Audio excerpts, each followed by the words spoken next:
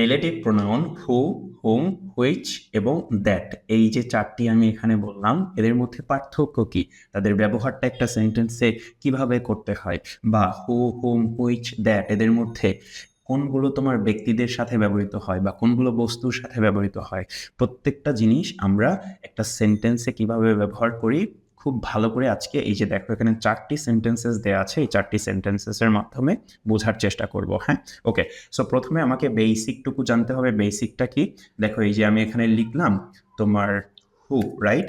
So এই হু কিন্তু কি করে বলতো, সবসময় একটা সাবজেক্ট প্রোনাউন হিসেবে কিন্তু সেন্টেন্সে ফাংশন করে, এটুকু আমাকে জানতে হবে। ওকে, তারপরে হচ্ছে আমাকে জানতে হবে যে হুমটা কি হয়, সে কি সাবজেক্ট হয় নাকি অবজেক্ট হয়। সো দেখো হুম কিন্তু একটা সেন্টেন্সে সব সময় আমার ওই যে হু লিখলাম তারই অবজেক্ট হিসেবে কিন্তু কি ফাংশন করে। ওকে, আচ্ছা, এতটুকু আমার জানা হলো। তারপরে আমাকে জানতে হবে যে হুইচটা সে কি হয়, সে কি সাবজেক্ট হয় নাকি অবজেক্ট হয়। দেখো মজার ব্যাপার হলো এই যে হুইচটা সে কিন্তু আমার একটা সেন্টেন্সের সাবজেক্টও হতে পারে অথবা তোমার কি অবজেক্টও হতে পারে, দুটোই কিন্তু হতে পারে। জিনিসটা একটু কনফিউজিং না? কোনো সমস্যা নেই, আমি বোঝানোর চেষ্টা করব।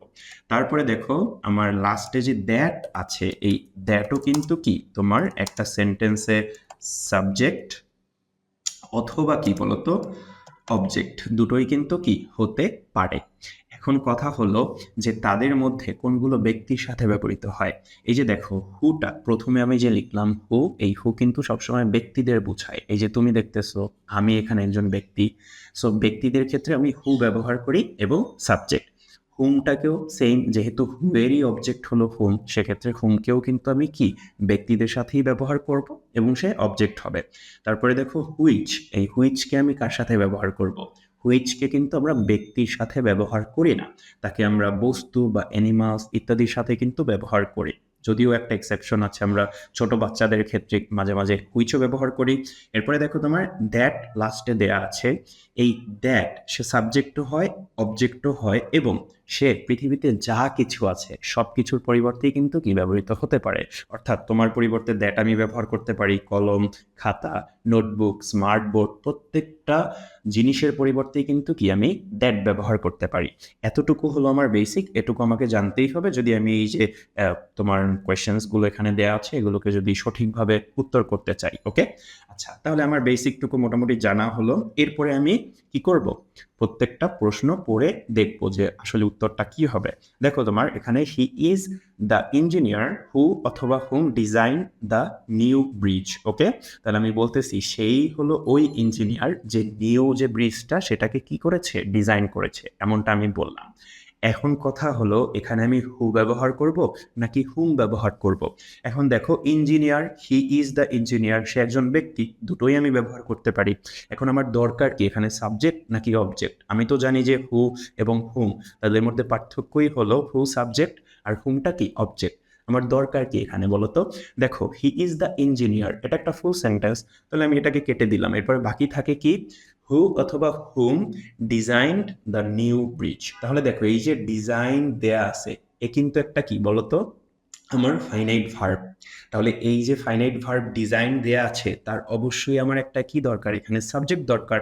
সো ফর দ্যাট রিজন আমি কিন্তু এখান থেকে কি হুটাকে সিলেক্ট করব। হুটা কি হবে আমার উত্তর, কারণ হু সাবজেক্ট, তাহলে হু ডিজাইন দ্য নিউ ব্রিজ। আমি কিন্তু এখান থেকে হুম যেটা দেয়া আছে এই হুমটাকে কি করব, কেটে দিব।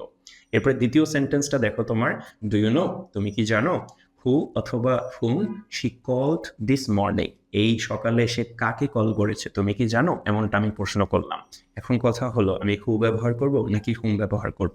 সেম থিং দেখো, ডু ইউ নো এটা কিন্তু একটা ফুল সেন্টেন্স বা একটা কোয়েশ্চেন হতে পারে, রাইট?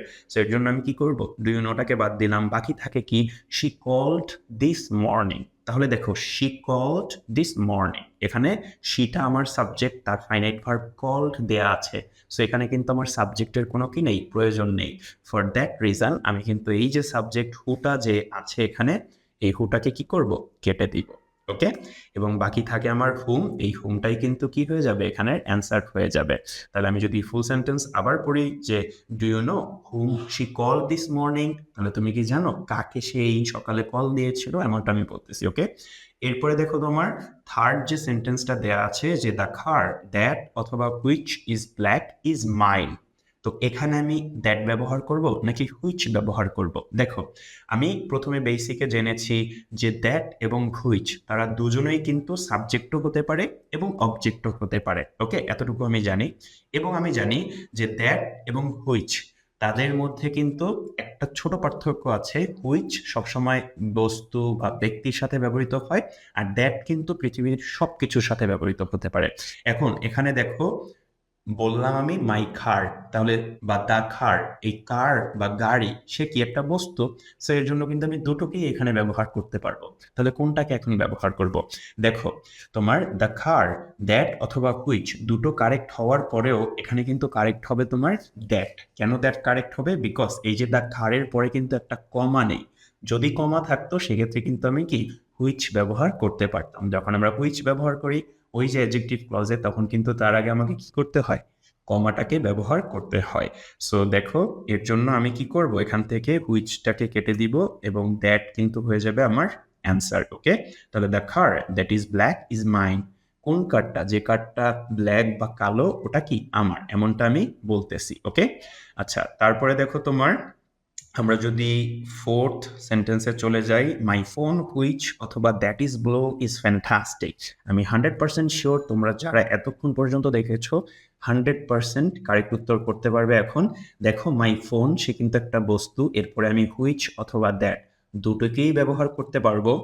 এখন আমি কাকে সিলেক্ট করব? দেখো, দ্যাটের আগে কিন্তু আবার আমরা কখনো কি করি না, কমা ব্যবহার করি না। আমরা যখন সেন্টেন্সে দ্যাট ব্যবহার করি তখন কিন্তু তার আগে কমা থাকে না। সো ফর দ্যাট রিজন এখানে কিন্তু আমি দ্যাটটাকে কি করব, উঠিয়ে দিব।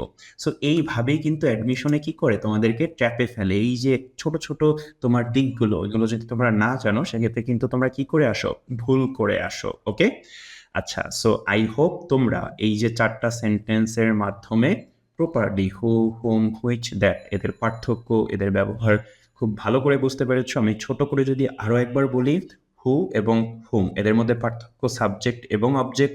হুটাকেও আমরা ব্যক্তির সাথে ব্যবহার করি, হুমটাকেও কি ব্যক্তির সাথে ব্যবহার করি। এরপরে হুইচ এবং দ্যাট এদের মধ্যে মেল কি, তারা হচ্ছে দুজনেই সাবজেক্টও হতে পারে অবজেক্টও হতে পারে, দুটোই কিন্তু কি সাবজেক্ট অবজেক্ট দুটোই হতে পারে। এবং তাদের মধ্যে একটা অমিল কি, আমি দেখি যে হুইচ সে সবসময় বস্তু অথবা অ্যানিমালসের সাথে ব্যবহৃত হয়, আর দ্যাট কি পৃথিবীতে যা কিছু আছে সবকিছুর সাথেই কি ব্যবহৃত হতে পারে বা সবকিছুর পরিবর্তে ব্যবহৃত হতে পারে। ওকে, আচ্ছা, এবার তোমরা এতক্ষণ যারা দেখেছো তাদের জন্য আমার একটি প্রশ্ন আছে যে মাই chair dash was perfect is broken. এখানে কি হবে? এই যে চারটি আমরা বললাম হু, হুম, হুইচ, দ্যাট, এর মধ্যে কোনটি হবে? সঠিক উত্তরটি কিন্তু অবশ্যই কমেন্টে লিখে দিতে হবে এবং পরবর্তী ভিডিওটি সবার আগে পেতে কিন্তু এখনই ফলো করতে হবে আমার একাডেমিকে।